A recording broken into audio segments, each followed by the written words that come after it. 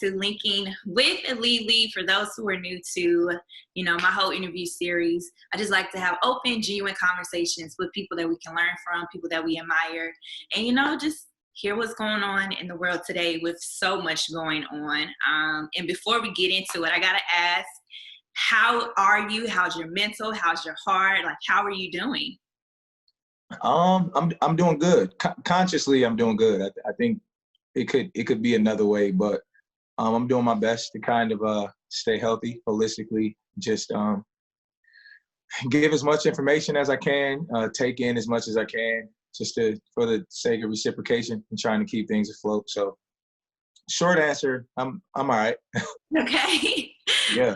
Okay, you ain't gotta be short. Look, we are being serious, so it's all good. So for those who aren't familiar, Mr. Dixon is two-time Grammy-nominated songwriter, also a producer and a singer.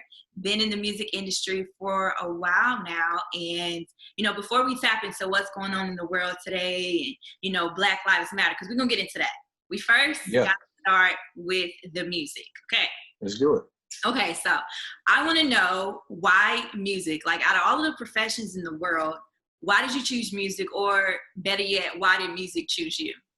Got you. I love that phrasing. I come from a musical family. Both of my parents are musically inclined, all of my brothers and sisters. I'm the youngest of 7 of us in total, and everybody has musical ability. And so I actually wasn't interested in singing necessarily per se, although that was the gift that was evident amongst the family.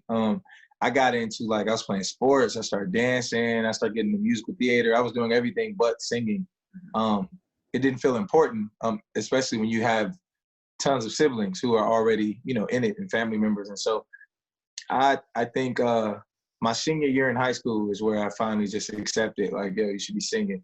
And that love kind of took over. So it chose me for sure. I tried to get away from it, started off singing in church, stopped singing in church when I had the option. Get away from it, and here I am, right back here. I'm hollering at you saying at the option, because my mom is a music teacher. She teaches voice and piano. So growing up, there was no option. You're going to sing you already know. You're going to play exactly. this net. You're going to learn how to read music. So I felt you that part for sure. Yeah, man. First of all, congratulations on your latest EP, Switch. Thank you. I appreciate it. So I want to know what inspired this EP and what makes this body of work different from anything else that you've ever put out. Okay. I think my theory is that anything I put out is the connectivity is going to be there because it's me creating the music. But I always think whatever my latest project is going to be the most telling and progressive, because I daily progress as a person. And so, the music reflects that. This particular project, I think we're in an interesting time with music. I think there's slowly what the industry calls a resurgence of R&B. I've always been aware that it's there. Maybe because I'm an R&B artist, but I find the music myself is there. It's just not in your face. But there's a lot of conversation about, is R&B dead? Who's doing R&B? Is this R&B? And I figure the quickest way to enter that chat is to just put it out there. Here's the music. Let's stop the conversation. It's at your disposal. So this was kind of that for me, but it also marked the significance of the name. It marked kind of a switch in my approach to music, and even what I was doing with Sonics. Intentionally tapped into a lot of my different inspirations musically, from jazz to R&B, traditional R&B, even more progressive R&B. And so that was a different approach. It was a switch. This particular project, and apparently by the reception, it has been received that way, as just something different and something fresh in this era of music. So I'm just grateful to be able to create it, and I'm grateful that everybody is rocking with it. Yeah, man, it's super dope, and your voice is very unique. It's like, thank you. I haven't heard a voice, you could kind of be like, oh, kind of, and it's like, nah, he got his own lane. You have a very, I don't know, it's just, you're doing your thing, so keep it up. I appreciate it. I appreciate it for sure. So for those who are asleep on you and aren't aware of everything you've done, let me run down the list right quick. So you've done backup vocals for Beyonce, Usher, John Legend, even Nick Jonas, Pharrell, and of course a lot more. At this point, you've basically worked almost with everyone. So going forward, who is someone that you see yourself working with in the future? Like, I know Drake was someone you mentioned before. Oh, yeah. But who else would fall on that list that people probably wouldn't quite honestly think of? Yeah, Drake is always my number one. I'm a huge Drake advocate, just all around creatively. I'm a huge Tori Kelly fan. Okay. I love Tori Kelly. Dope. It would be that would be amazing to collaborate with her. Also, Jonathan McReynolds. Yes. That's gospel, but huge fan. I think we would create some dope music.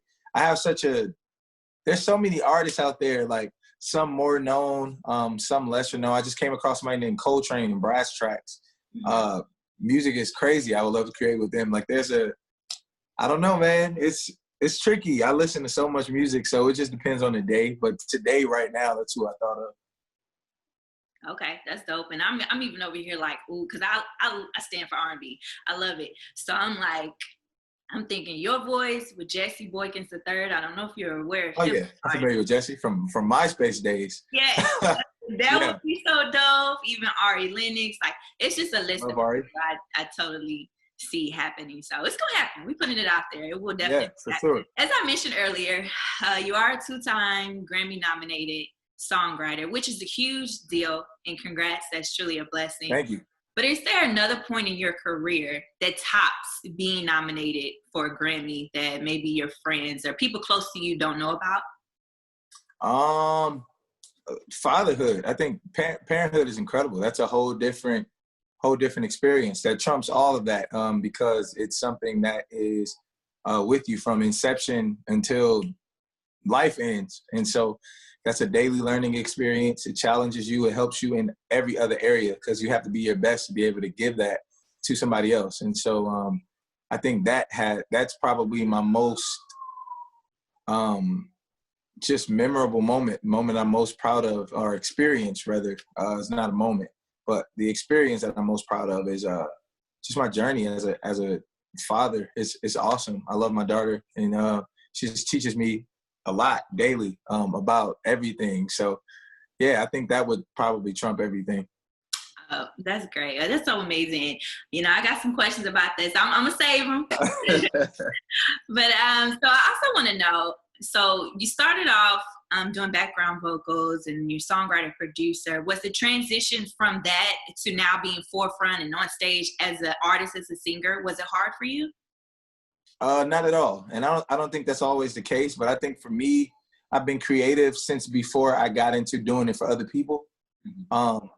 So if anything, the transition or the adjustment was doing it for other people. And then my mind is always in artist mode, even when I'm working with other people. And when I'm working with them, it's more so in artist mode, pertaining to learning, looking at what's happening, how they're maneuvering, so that it can be applicable to, you know, what I do. So it wasn't really a hard transition, but I will say that it can be a hard transition because there's a certain level of comfortability that comes with lending to someone else's vision. Mm-hmm. And you don't have to take accountability for how they maneuver. So I think some people get comfortable with that, and there's less pressure because when you do it yourself, it's literally all things considered. And so I'm grateful that I've always been a visionary and always had my mind kind of focused on what it is that I want to do, regardless. Anything else is an extension. So it's worked for me for sure. Is there anything, like looking back, is there anything that you would maybe change differently about the process, or? Not necessarily. I think it all played its parts. Like they all played their parts. All of the experiences. I think something amazing came from it that has lended to who I am now. So I wouldn't. Nope, I wouldn't take it back. That's good. That's good. So in the time that we're in now, I want to hear from you why Black creatives like yourself are so important, and what can fans and also people who fall in my type of industry and who are involved in the music industry do to support our Black creatives more? One, I think our voices are really important. There's an attempt, and there has been an attempt historically to erase our history. And so I think what gets lost in translation is that in asking and advocating for change, we're not asking to remove our history. We're asking for accountability to be taking place, and let's move forward and get things kind of where they should be. And so I think we're losing a lot of our Black creatives and amazing Black voices and these are griots for our community. These are our storytellers.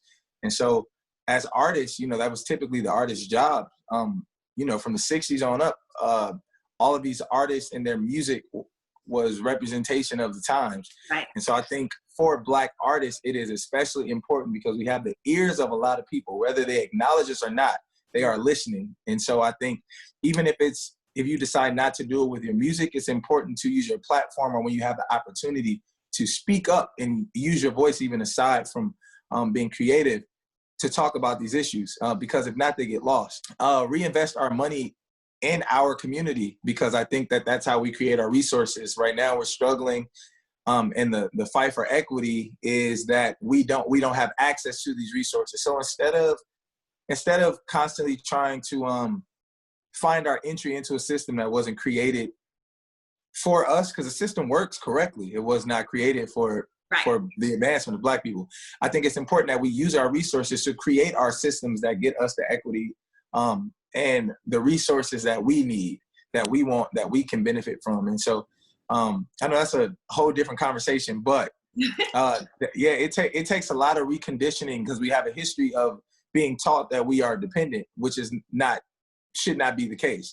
And so you're dealing with a whole psychological issue and having to break down the mental of explaining to somebody you can get something done without depending on somebody else's system. So there's a whole, I have a whole theory about all of that, but that's the importance of Blackness in history. And now we mean something, we define culture. So I don't think it's fair to partake and patronize culture without acknowledging the culture. I think that is important. So yeah, it's so true. And that's why, my mom, she's reaching about maybe 30 years of teaching. And I'm from Nashville, so she's a metro school teacher in Nashville, and she's taught in the arts since before I was born. And I know at this age now, she's over it, she's ready to retire, she's almost there. But I just always tell her how much of a gem she is, because for kids, at one point, and sometimes even still to this day, they try to take arts out of the school system. Yeah. And it's just so imperative for her to be there, because these young kids, especially in her community, see this Black woman teaching them this skill of music where you can express yourself. It's a form of therapy. It's a form of, a profession. And I just always try to, harp to her and let her know what you're doing is very important. And the kids need to see it, and they need to see it from someone who looks like them, so that, absolutely, we can keep this up within our community. We can keep it in the system, because it starts with the kids. Yeah. You said, that's a whole different talk for a whole different day. Yeah, no, completely agree. So important. There's no substitute for the Black experience in America. Nobody understands that unless they are a part of the experience. And so true. I think, I'm all for it. Yeah.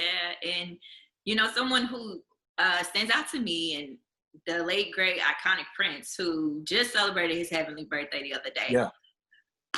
He definitely spoke up as well and stood for Black power and Black rights. And I know that you had the opportunity to visit Paisley Park, which is amazing. Yeah. So can you walk me through the moment that you entered the premises and what that experience was like? Man, it was unreal. And the reason it was crazy is because we visited Paisley Park on two different occasions. The first time, we didn't get to tour. I was on tour with Justin Timberlake at the time. We were preparing to do the Super Bowl. Tour actually hadn't started. We were preparing to do the Super Bowl, so we were in Minneapolis, and he had his album release there. So that was a different experience. And then we got to go just as tourists and visit it, and the energy in the place, and to see in his house, but his house literally felt like it was built for the moments that we are experiencing now. There's so much history on display there. One, his creative genius is out of this world. Just hearing even raw files of stuff that he was cutting from the architecture in the studio rooms, as far as how he has certain walls layered so that sound is bouncing a certain way. it's just an unreal experience. And then you connect all of that to your idea of Prince. It's like surreal. Yeah. So yeah, I think that was a moment, and it would be a moment for any Black musician especially, but I think Prince transcends any community. So it was just, that was a different moment, man. That's super amazing. So I can't wait to one day visit. So I know you once were quoted saying, "Don't ever let anyone out believe in you." I'm gonna say it again for people who didn't catch it. Yeah. Don't ever let anyone out believe in you. And that really resonated with me so much. And it's a simple quote, but it's so real. So I want to know, at one point in your career, did you have this realization? Although I may not be able to pinpoint the specific moment, one thing that I could point out is when I got into production. Okay. I was always writing. I've written everything I've ever put out that I've sang. And so then when I started working on my own music, there was a delay in my creativity because I was waiting for tracks from producers. And then, like, you're excited about ideas, you're reaching out, and, respectfully, they have maybe other things they have to prioritize and other things they're working on. And so I will be sitting around waiting.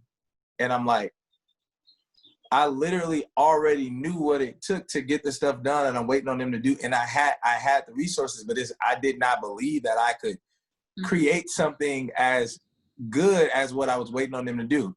And I think even that was representative of that moment for me as well, because it's like, in our disbelief, we talk ourselves out of a lot of product, out of getting a lot of results, because if you tell yourself you can't do it, you're going to find every reason to validate that. Mm-hmm. So it's like that. I have lived that quote.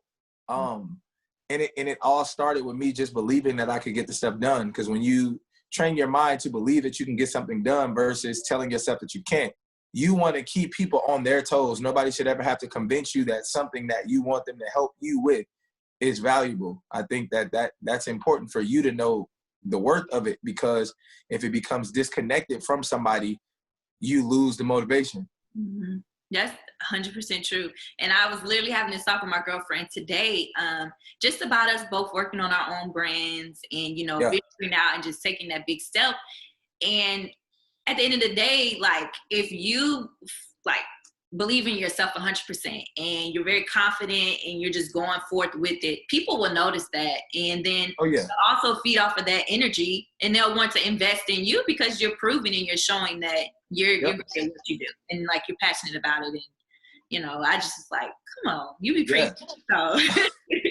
Man, just trying to get a good word to the people, man. And you do. And speaking on, you're getting the good word to the people. You're very active on Twitter. And I saw your tweet about Blacks wanting to be accepted and be deemed a good Black in society today, especially in the music industry. And I know from my personal experiences, I definitely thought like this a lot in college. Because I went to a PWI and I was involved in so many organizations. And so, I knew I was that one of many Black people, and I had to look a certain way, talk a certain way, or whatever the case may be to be accepted. And even still to this day in journalism, I still, tend to find myself doing that just to get a job or be accepted or whatever the case may be. So can you talk about the importance of our generations being the ones to break this traumatic cycle of thinking? So in regards to that ideal, I think, again, the most important part is that it has to be coupled with honesty and self-searching, so that you're always honest with yourself about what you're presenting. Number one, but on top of that, I think it's important to be yourself, because that helps when you're not being yourself. It helps perpetuate the stereotype. So there's so many crazy stereotypes. If a Black girl has colored hair, she's ghetto. If we got tattoos, we're thugs. It's like, these are the type of people that we need to have access in these same scenarios with the same level of intelligence, because that's what breaks the stereotype and shows we come in every possible way, every possible form, just like anybody else does. And it's unfair to create a society where Black people are only accepted in certain environments if they fit the part. Especially happens again in music. My aspect of music, people, they tend to hire the good blacks, the ones who don't look a certain way, who don't look like they'll give you any problems, or maybe the ones that don't smoke and drink. And I mean, that's acceptable depending on what you want in your environment. They still like, no tattoos. They like it unless they need to patronize it, because there are the instances where they want that and they only want that. So it's like, the world is very particular with how they patronize Black culture. Like I said a second ago, we acknowledge the culture, but we don't acknowledge the culture.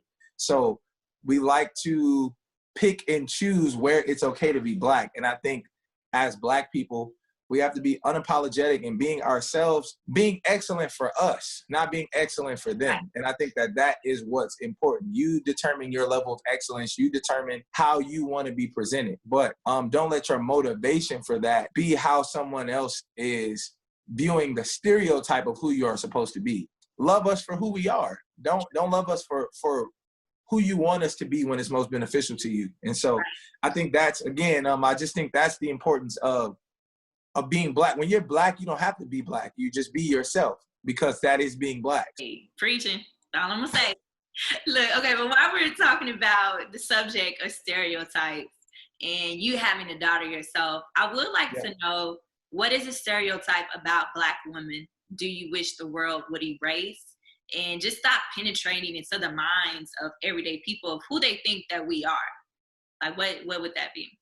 I think there's this idea that Black women are just really bitter in general. And although, there are cases of that with anybody, everybody has triggers, everybody has trauma that they channel differently. But I think that is a stigma about Black women. And it comes up often when you talk about Black men dating interracially. And I just asked this question. I said, I wonder, why do so many men intentionally choose interracial relationships over dating a Black woman? I've literally had friends who are like, y'all couldn't be with a Black woman. And so Black woman. So I asked, like, what's the issue? And they said, like, Black women, they always got attitudes, and it's just easier to be with, women of another community. And what I've learned, when you come from the same community as somebody, they understand your antics. So you're less likely to get over on them with things that are problematic. And so when you're going to somebody not a part of your community, they don't understand the root of what's happening. A Black woman is able to tell you, I know what that is because I've seen it and I may have even done it.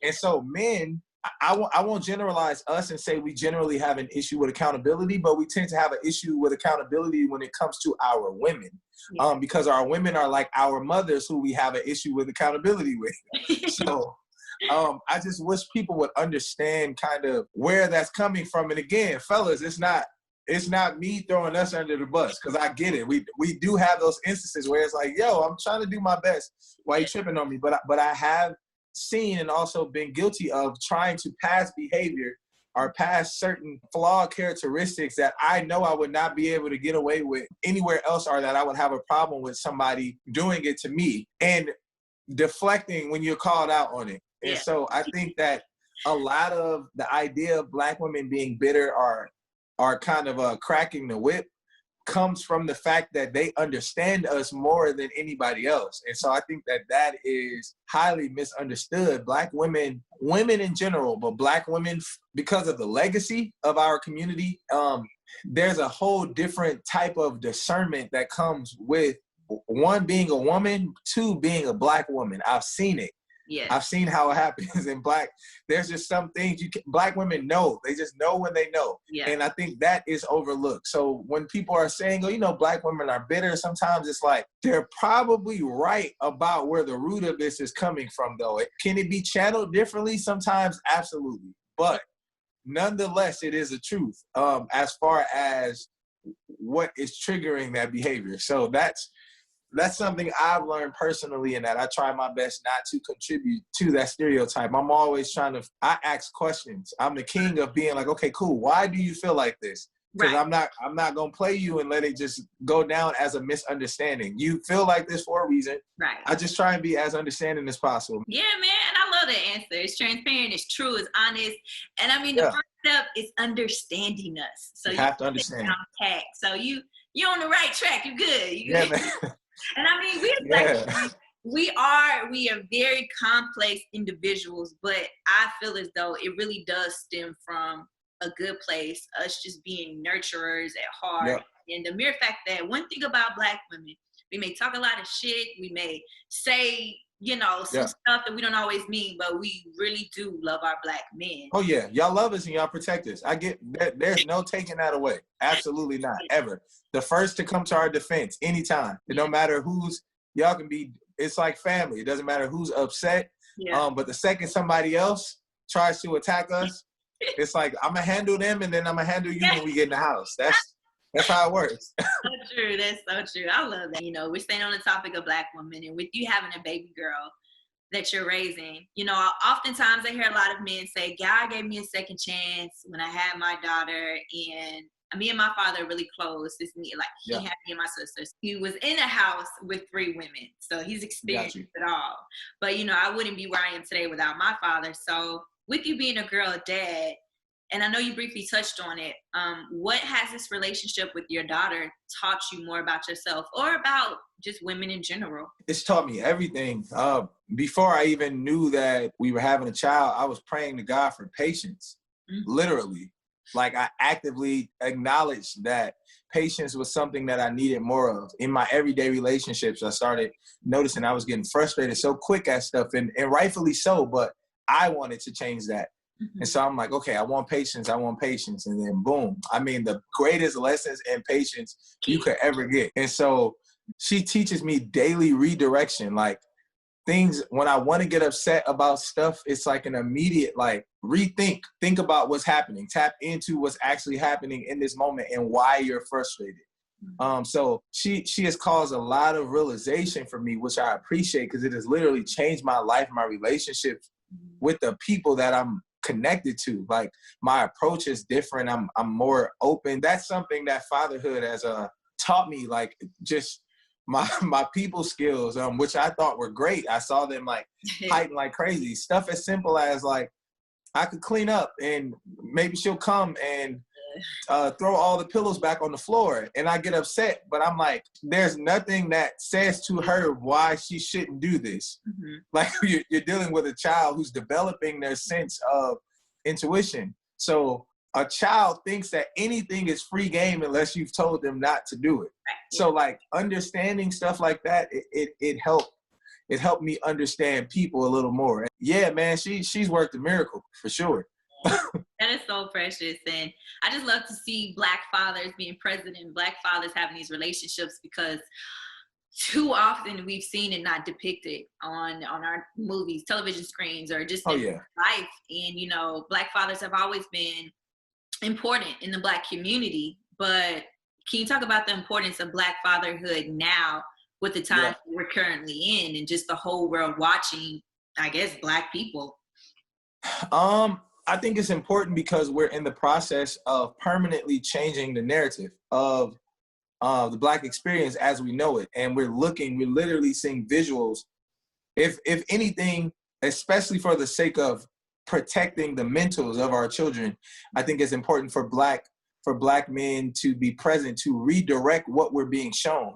We need that reality, but we're seeing our Black men killed at disproportionate rates on media outlets. It's floating all over. People lack sensitivity, and just share stuff sometimes without thinking, but we also need that to be shared because it's fueling our fight for justice. But I think it's important that is not the only image of a Black man that people are seeing. And so I think that there has to be a dichotomy, and it has to be paired with something, but there's no substitute for actively loving on someone. And so I think that's why active, not just, I advocate for fatherhood and father figure presence in general, but active fatherhood is so important because love is what diverts just the energy of what's being shown. Right now, in this specific time, we're seeing more Black men being murdered, and we're seeing more negative things pertaining to Black men than we are good things. And so I think it's important to make your child feel that love from a Black man still exists. And, you know, like, in times like these, I'm not a parent, but I can imagine that it would be hard, or it could be a challenge telling your child what's going on or why we're marching or whatever the case may be. So if you have or when you do decide to have this talk with your daughter, how exactly, you know, for parents out there, how are you going to go about having these tough conversations? Yeah, I think this is why I'm grateful that my child is at an age right now to where she doesn't understand what's happening. But this is why I continue to fight, and this is my motivation, because when you are old enough to understand, I pray, and by work, I hope that we have dismantled this system and created a system that is fair for her, so that she's only learning about her history, not her history being compared to the present and it looks exactly the same. Which is what I was saying earlier. We're not asking, we don't need our history erased. It's important to know where we came from so that we stay centered. It's important to know the liberties that we did not have so that we understand the importance of those who fought to live life the way that we should be living it. And so I want to be able to tell her that story. I want to be able to give her the story of victory and triumph, and here's what we did, here's what your ancestors did, so that you didn't have to experience this now. And so, and I see our efforts. There's a lot of talk about the looting and the rioting, and, you know, which is, we're learning is not even connected to our community. Right. But there's a lot of talk about that. But what I will say, regardless of the criticism, this is the most, in my 30 years of being here, this is the most I've ever seen progress so fast. Right. And progress that's breeding permanent results. I've never seen this. We've never even, we can say we've seen it in history, but we're still here fighting for the same thing. So it was not permanent. We made progress, not to ever discredit what our ancestors fought for. They fought a hell of a fight. I can't imagine even going through what they went through. But I'm saying that they've passed the torch to us to continue fighting to break the system. They didn't do that for us to only stay here. Right. And so I think that now I'm seeing our people and people globally rise up and take their rightful positions as advocates and activists, just to dismantle the system. I think people are tired as a whole. And so I hope that people continue to be tired as a whole until the system has changed, so our kids don't have to do this. Yeah, so true. Well, I've asked a few of my sisters what their message to Black men would be right now, but you're the first male that I've had the pleasure of asking this. So if you could give your brothers a message of encouragement right now, what would that message be? Stay persistent. Be leaders. Be okay with being leaders. Be okay with having emotions that are not stigmatic to the male experience. We are humans. We experience stuff. It's science. We must be able to release this stuff. And I think that is the beginning of healing our relationships, even with each other. And so to my brothers, man, I just want to encourage us to be okay with loving each other, supporting each other, offering encouragement. Because when we don't, that further perpetuates the behaviors that are still byproducts of the system put in place, but the behaviors that are happening, that is lending to, I don't even want to say lending to some of the force, just the behaviors that are happening, disconnected from everything, what we experience with each other. We can change that. We can change our behavior towards each other. And so I just want to encourage us to, be okay with love. It's so, we kind of equate love to feminism. And I don't think that it shouldn't be that way. Sure. So the same love we give to our mothers, the same love we give to our children, be okay with extending that love to your brothers. We're all humans.